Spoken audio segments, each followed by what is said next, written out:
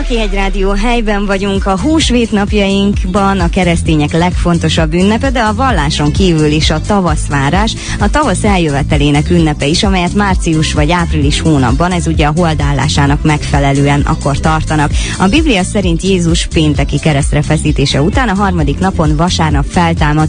Ha pedig már a tavaszt is ünnepeljük, és erre az egyházi ünnepre is készülünk, úgy élik, hogy ne csak a szívünket, de a lakásunkat is öltöztessük díszbe. Ebben lesz most segítségünkre Demeter Niki, a Papirend PC szaküzlet munkatársa, akit már üdvözlök is itt a stúdióban. Szia, Niki! Ja, üdvözlöm a kedves hallgatókat!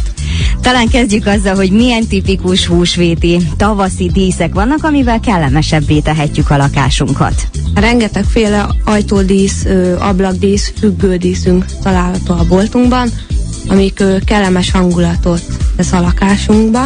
Vannak ilyen tipikus figurák például, amik a húsvéti körhöz köthetőek, vagy éppen a tavaszhoz? Igen, található bárányos logó is van, csirkés, nyuszi is, mindenféle. Ezek ugye különösen jók és húsvéti jelképek, és gondolom ezt a rádió hallgatók is tudják, hogy mi mit jelképez, és hát ilyenkor elengedhetetlen, meg azt hiszem, hogy a barka is, nem? Talán azt is ilyenkor kitehetjük nyugodtan. Igen, és azokra található nálunk kis húsvéti tojások, amiket rá lehet aggazgatni, tehát az is nagyon sokat dominál a lakásban. Mi az a díszítőtárgy, ami kihagyhatatlan ilyenkor húsvétkor szerinted? Az ajtódísz, asztali dísz, ablakdísz, függönydísz is található. Milyen színek dominálnak ilyenkor tavasszal? Hát inkább a meleg színek, például a piros, narancssárga, sárga, fehér.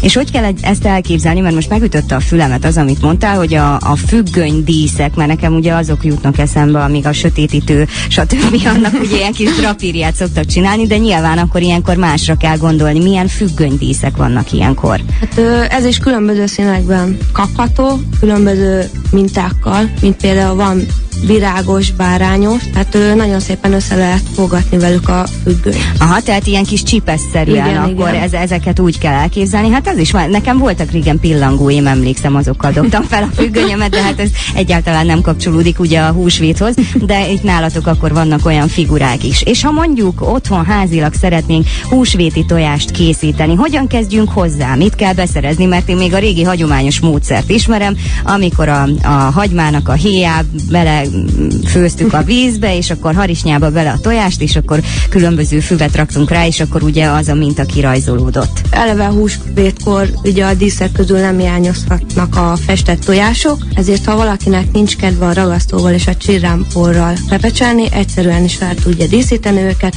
mégpedig tojásfestékkel, mely több színben található, tojásfóliával, valamint viaszkrétával is tudja díszíteni. Azt hogy kell elképzelni, mert én viaszkrétáról még nem hallottam, ez egyszerűen megfőzöm a tojást, és akkor azzal tudok rá rajzolni, vagy hogy néz ez ki? Megfőzzük a tojást, beszínezzük, amilyen színűre szeretnénk, és azzal rajzolunk rá.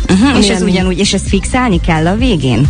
Nem kell egyáltalán. Ez rajta marad a viaszkréta. Ez nagyon praktikus, hát emlékszem, hogy még régen annyit bénáztunk a sima festékkel, meg mindennel, ugye vízfestékkel próbáltuk megoldani, vagy éppen temperával, de hát akkor most már sokkal egyszerűbb a háziasszonyok, meg a gyerekek dolga. Nálatok szokott ilyen lenni egyébként, vagy nem tudom, hogy van-e párod, vagy ilyesmi, aki segít mondjuk a húsvéti tojást kifújni, mert szerintem az egy igazi férfias meló.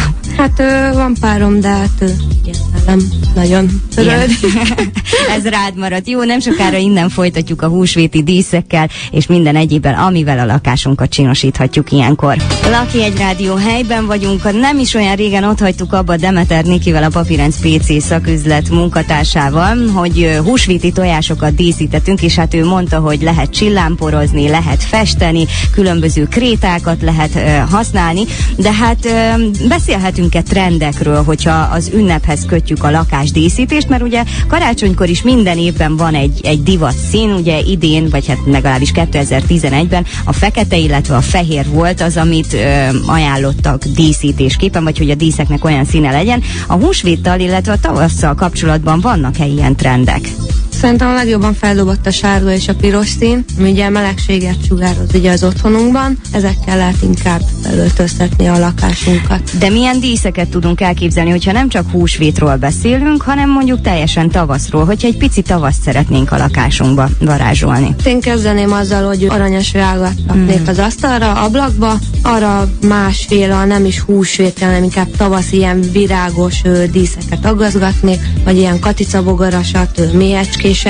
Ez nagyon szép, és már így előttem is van, ahogy a konyhában, vagy éppen az ebédlőasztalon ott virít ez a gyönyörű aranyeső, és hát idén tavasszal, húsvétkor mi az az újdonság, amit érdemes kipróbálni még így mielőtt beszélgettünk adás előtt? Említettél nekem ajtódíszeket, én azt hittem, hogy ez csak karácsonykor, vagy ilyen adventi időszakban van. Nem, az ajtódísz az húsvétkor is nagyon jó dolog. Hát már eleve, hogyha valaki érkezik hozzád, vagy bárki, ez már egy jó hangulatot sugároz, én szerintem, hogyha már az ajtón is ilyen szép dísz. És hogy kell ezt elképzelni, úgy, mint a karácsonyiakat, tehát ilyen koszorú alakjuk van, csak gondolom nyilván más színek dominálnak. Ebből is többféle van. Van a koszorús féle ajtódísz, de van többféle motivumú. Például, hogy ilyen létrán ülnek nyuszik, csibék, hát rengetegféle van belőle. Te egyébként szoktad díszíteni a lakásodat ilyen nagyobb ünnepek alkalmával? Hát én ennek a megszállottja vagyok. És idén mivel díszítettél? Mert akkor gondolom a te lakásod már teljes pompájában virít. Nekem már teljesen kész van. Hát az ajtómon ilyen nyuszik vannak, ilyen létrán ülnek. Hát a függönyömön mindenhol megtalálható valami függődísz.